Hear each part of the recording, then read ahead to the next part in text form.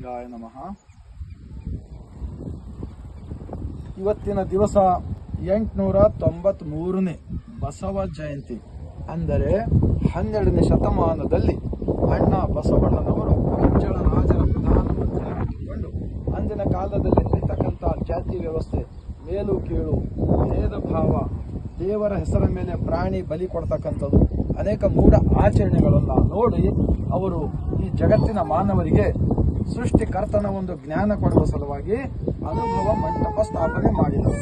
ಆ ಅನುಭವ ಮಂಟಪದಲ್ಲಿ 770 ಜನ ಎಲ್ಲಾ ದುಡಿಯುವ ವರ್ಗದವರು, ಕಾಯಕವೇ ಕೈಲಾಸ, ಅರಿವೇ ಗುರು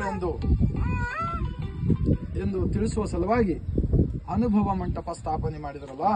ಆದ್ದರಿಂದ ಇಂತಹ ಒಂದು ಸತ್ಯದ ವಿಚಾರಗಳನ್ನ ಇಡೀ ಜಗತ್ತಕ್ಕೆ ಅಲ್ಲ, ಜನರ ಮನಕ್ಕೆ ಮುಟ್ಟುವ ಸಲುವಾಗಿ ಪ್ರತಿ ವರ್ಷ ಬಸವ ಜಯಂತಿ ಆಚರಣೆ ಮಾಡ್ತಾ ಇದ್ದೀವಿ.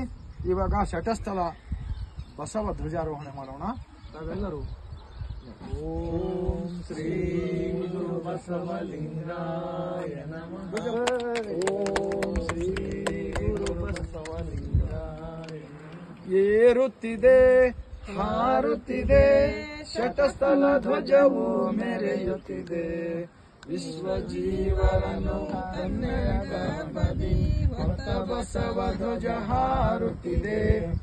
ಏರುತ್ತಿದೆ ಹಾರುತ್ತಿದೆ ಶಟಸ್ಥಲ ಧ್ವಜವು ಮೆರೆಯುತ್ತಿದೆ, ವಿಶ್ವ ಜೀವನನು ತನ್ನೆಯ ಗರ್ಭದಿ ಹೊತ್ತ ಬಸವ ಧ್ವಜ ಹಾರುತ್ತಿದೆ.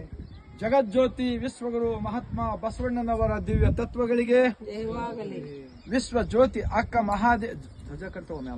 ವಿಶ್ವ ಜ್ಯೋತಿ ಅಕ್ಕ ಮಹಾದೇವಿರವರ ದಿವ್ಯ ತತ್ವಗಳಿಗೆ, ಜಾತಿಯ ಭೂತ ಲಿಂಗ ತತ್ವ, ಮಾನವರೆಲ್ಲರೂ ದೇವರ ಮಕ್ಕಳೆಂಬ ಸಕಲ ಜೀವಾತ್ಮರಿಗೆ ಲೇಸನ್ನೇ ಬಯಸುವ ಸಲುವಾಗಿ ಸರ್ವರಿಗೂ ಶರಣು ಶರಣಾರ್ಥಿ.